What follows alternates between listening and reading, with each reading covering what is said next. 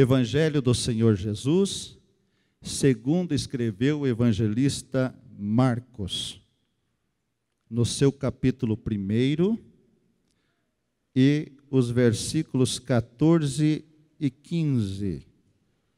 E depois que João foi entregue à prisão, veio Jesus para a Galiléia, pregando o evangelho do reino de Deus e dizendo: o tempo está cumprido e o reino de Deus está próximo. Arrependei-vos e crede no evangelho. Amém. Assentai-vos, meus irmãos. Muito obrigado. Acabamos de ler um versículo ou 2 versículos e eu quero frisar a respeito do evangelho do Senhor Jesus Cristo. É de conhecimento de quase todos os irmãos que evangelho significa boa nova, significa boa notícia. E eu quero ainda reforçar que evangelho é a melhor notícia que os ouvidos da história possam ouvir. Portanto, nesta noite, reunidos aqui, em torno do nome precioso do Senhor Jesus Cristo, nós, desde o início do culto, estamos proclamando as boas notícias, a notícia de salvação na pessoa bendita do Senhor Jesus Cristo. Estamos falando do Evangelho, é a boa nova de salvação que Deus designou, irmãos, para pecadores, pecadores estes que não mereciam, mas como o Evangelho produz a salvação, e a salvação é de graça, e graça quer dizer favor imerecido, todos nós que aqui estamos, fomos alcançados pela pregação do Evangelho, daí a importância de ele ser anunciado, não somente nos templos, mas como foi feito hoje pelo pastor Gilmar e equipe, lá fora na rua, lá onde os pecadores estão, porque o Evangelho alcança, o Evangelho também transforma, e ele traz às vidas que ouvem e abrem o coração, um momento de alegria, de prazer, de felicidade, especialmente nos dias que estamos vivendo, que as notícias são as piores possíveis, mas quando nós abrimos a boca e lemos a palavra de Deus e anunciamos o Evangelho, ele tem o poder, como o apóstolo Paulo disse: eu não me envergonho do Evangelho de Cristo, porque é o poder de Deus para a salvação de todo aquele que crê. Graças a Deus pelo Evangelho, aleluia.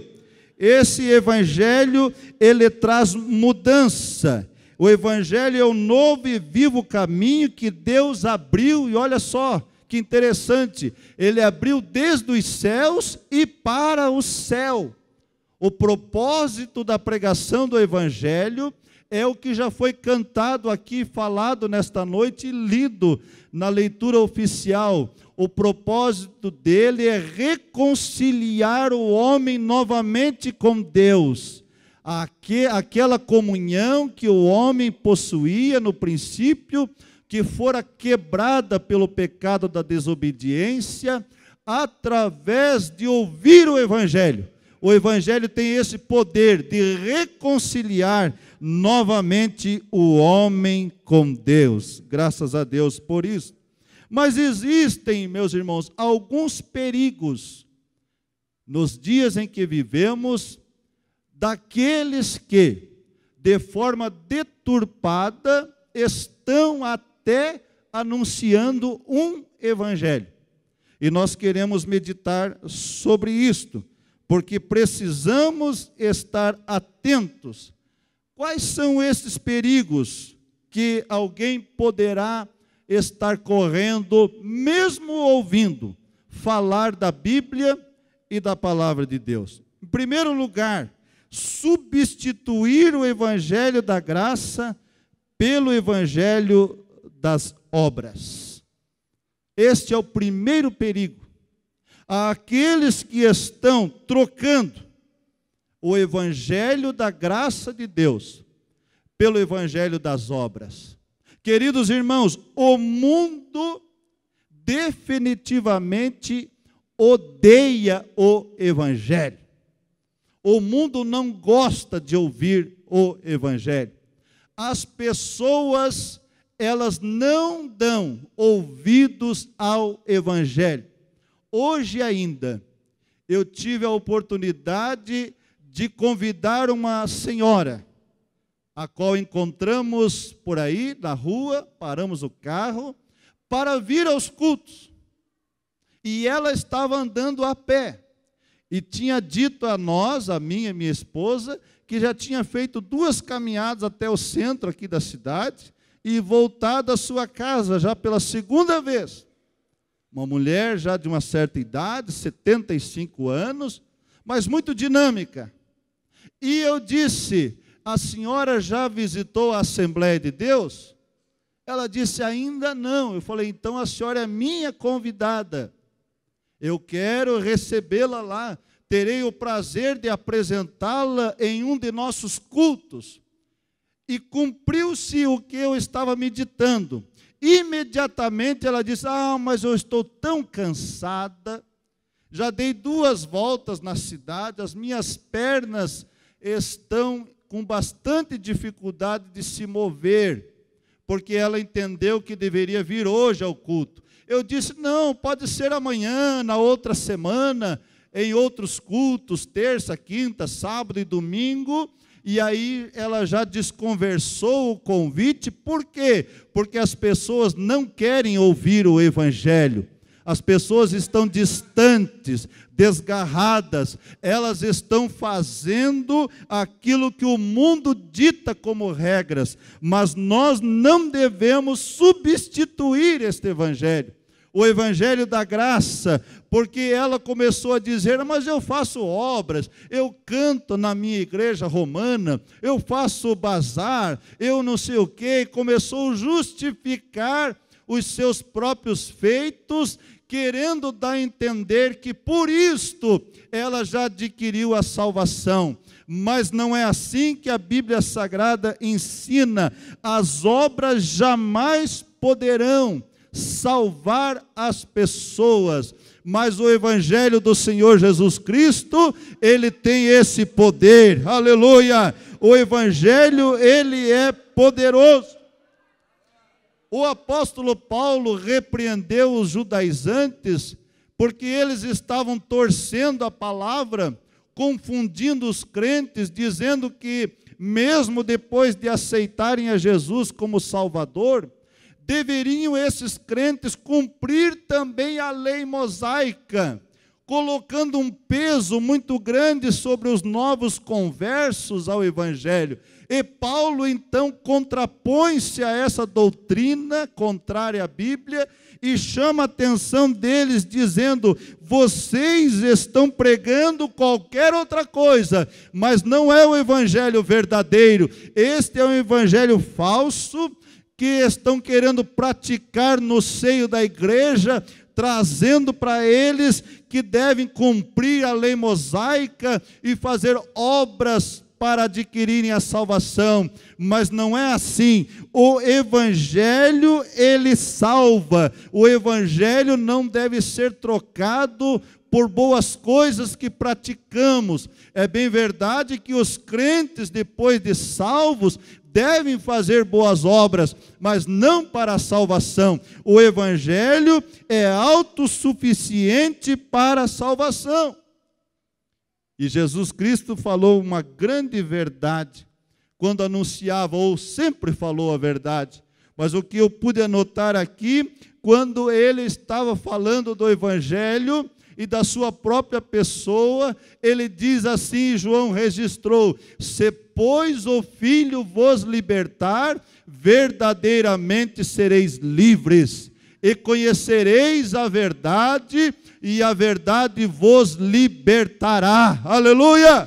Quantos conheceram a verdade e já foram libertos e estão aqui glorificando a Deus? Porque o Evangelho, ele liberta as pessoas.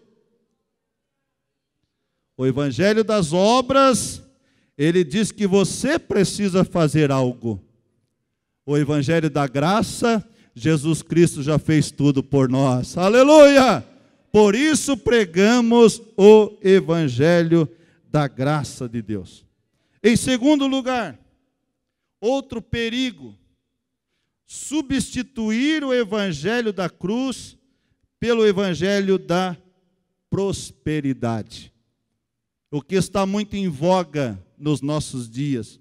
Prolifera em nossos dias os pregadores da conveniência, os pregadores que são embaixadores do lucro em nome da fé, que estão induzindo aqueles que são incautos e faltosos de entendimento a negociarem, a barganharem com Deus, a darem algo para Deus, mas sempre querendo o retorno. E normalmente duplicado, triplicado, desejam isto, estão substituindo o Evangelho da cruz de Cristo, e estão pregando só as coisas aqui desta terra. Eles estão incutindo na mente das pessoas que o Senhor quer também, e somente isto, fazer-nos enriquecer nesta vida. Estão ensinando os seus ouvintes, a plateia que é grande, porque esse tipo de mensagem aflora as multidões para ouvir. Eu disse ainda há pouco que o Evangelho é inimigo do mundo, mas vamos sim lembrar do Evangelho da cruz, lembrar que um dia alguém carregou um madeiro pesado pelas ruas estreitas de Jerusalém, foi levado ao alto do Calvário, pregado na cruz do meio, ladeado por 2 assaltantes malfeitores, e que derramou todo o seu sangue, e hoje estamos lembrando da sua morte, mas que ao terceiro dia, quando as mulheres chegaram lá no túmulo, emprestado de José de Arimateia, o senador da época, elas ouviram a mensagem alvissareira: ele não está mais aqui, porque ressuscitou. É este Evangelho que nós pregamos, o Evangelho da cruz, o Evangelho que tem sofrimento, sim, que tem espinhos no caminho, sim, tem os seus percalços e as suas dificuldades para trilharmos, mas nos aguarda novos céus, nova terra, onde estaremos para sempre com o Senhor. Por isso nós pregamos o Evangelho da cruz, porque nos traz a salvação em Cristo Jesus. Aleluia! Este é um falso evangelho, que só fala da prosperidade. E esses pregadores nos desafiam, e eles ficam nervosos quando alguém contrapõe o que eles estão ensinando de forma errada aos seus ouvintes. E às vezes até dizem: por isso que a tua igreja está vazia, porque você não prega como eu prego. O apóstolo Paulo, ele nunca teve uma audiência tão grande de pessoas para ouvi-lo. Nunca foi. Os demais apóstolos, a não ser Pedro, quando pregou o sermão pentecostal, que quase 3.000 aceitaram a Jesus, mas todos os outros, e a história se repete, os maiores teólogos e ensinadores do século XVIII, na Europa, especialmente nos Países Baixos e na Grã-Bretanha, o auditório deles era de 50, no máximo 100 pessoas, tirando fora o príncipe dos pregadores, Charles Spurgeon, que pregava para 5.000 em cada culto, mas eles pregavam a verdade do Evangelho. Aleluia! Eles anunciavam o Evangelho da cruz, que diz Paulo que a cruz de Cristo era escândalo para os judeus, era profanado pelos gregos, eles não aceitavam. Como é que pode alguém que de forma tão simples nasceu? Como é que pode acreditar em alguém que teve uma vida despida dos luxos que a terra oferece? Como é que pode alguém seguir a uma pessoa que aos 30 anos tinha como profissão ser carpinteiro, e agora, aos seus seguidores, eles não conseguiam entender isso, e pior do que isso, como que vão seguir alguém que entregou a sua vida, morrendo na cruz, dizendo-se inocente? Para eles era muito difícil esse entendimento, mas Paulo diz: olha, eu não me envergonho deste evangelho, aleluia, ele é o poder de Deus. Jesus Cristo, diz Paulo, apareceu-me a mim no caminho de Damasco, e ele teve um encontro com o Senhor Jesus de forma dramática, que mudou a sua vida. Ele mudou também a minha vida. O evangelho mudou nossa vida, porque é o evangelho da cruz, é o evangelho da transformação, aleluia. Mas existe um quarto perigo deste evangelho, ou dos evangelhos por aí pregado, ou um terceiro perigo: pregar o evangelho sem o poder do Espírito Santo. Se a pregação do falso evangelho das obras e da prosperidade é uma negação do genuíno evangelho de Cristo, pregar este evangelho, este verdadeiro, sem a unção e sem a graça do Espírito Santo, também não produz efeito algum. E seria, como eu li aqui de um comentarista, seria um evangelho de conspiração contra os seus ouvintes. Apenas palavras, mesmo que sendo verdadeiras, mesmo que sendo bíblicas, dogmáticas, centrada no evangelho do Senhor, mas sem a inspiração, sem a graça de Deus, os resultados não são os melhores. Vou dar um testemunho. Quinta-feira, no ato do culto de ordenação de evangelistas e pastores, foi dada a oportunidade a um moço, bem jovem, se tivesse 20 anos no máximo, que executa o seu instrumento, um saxofone. Ele teve a oportunidade de adorar a Deus com o seu instrumento. Foi microfonado, sem fio, e ele saudou a igreja, aquela multidão de 3.000 pessoas, mais ou menos, que estávamos lá. E ele disse assim: irmãos, a minha oração é que o Senhor venha me ungir ao executar o meu instrumento, assim como ungiu a Davi quando tocava a sua harpa. Disse essas palavras e começou a solar um belo hino com o seu instrumento. E o Espírito do Senhor tomou aquele lugar. Houve uma glória tão grande, pelo menos por uns 7 a 10 minutos, na execução daquele hino, que as pessoas ficavam em pé sem a necessidade do pregador ou de alguém que estava conduzindo o culto pedir para ficar em pé.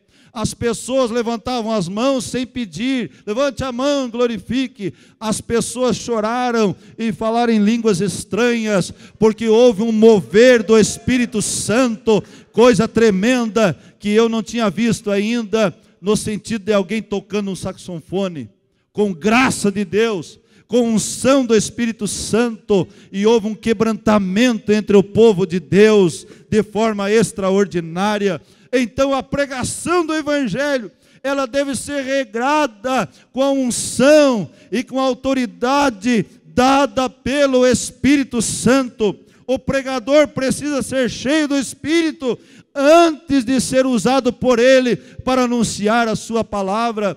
Há esta necessidade da graça de Deus nos envolver, e estamos precisando urgentemente que Deus levante mais e mais, já tem levantado, mas que a igreja interceda para que aqueles que assumem as plataformas para pregarem, não seja simplesmente uma palavra de orientação, mas também com a graça de Deus, a unção do Espírito e um derramar da glória de Deus no meio da igreja, porque precisamos pregar o Evangelho sim, mas pregar no poder do Espírito Santo e com a graça de Deus. A palavra pregada, ela tem que arder nos corações, aleluia. Quando eu estou estudando a Bíblia para pregar, para trazer um ensino à igreja, eu peço sempre a Deus: Senhor, fala primeiro ao meu coração, aleluia. E quando o coração arde ao estudar e esboçar a palavra, eu já estou imaginando este ambiente, quando eu prego aqui às terças, aos domingos, nos cultos de ceia, porque sei que o resultado vai ser glorioso, e o nome do Senhor será glorificado no nosso meio. Pregar o Evangelho, mas pregar com a graça de Deus, aleluia. O pregador que prega desta maneira, ele não fala apenas aos ouvidos, mas fala ao coração, aleluia. E há quebrantamento, há liberdade do Espírito, e o Senhor opera em nosso meio. Quero convidá-los para em pé, nós orarmos a Deus, agradecer a Ele, porque este Evangelho, o Evangelho da graça, e não o Evangelho das obras, o Evangelho da cruz, e não o Evangelho da prosperidade, e o Evangelho cheio do poder de Deus, nos alcançou, aleluia. Ele me alcançou um dia, glória a Deus. Por isso, a salvação é revelação, pela graça de Deus, ao ouvir a pregação do Evangelho.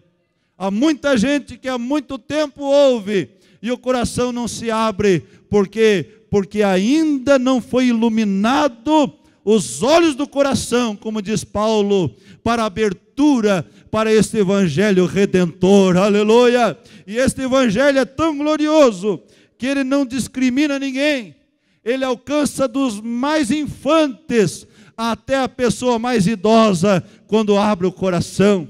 Ele alcança o analfabeto, mas alcança aquele que é douto, aquele que é doutor.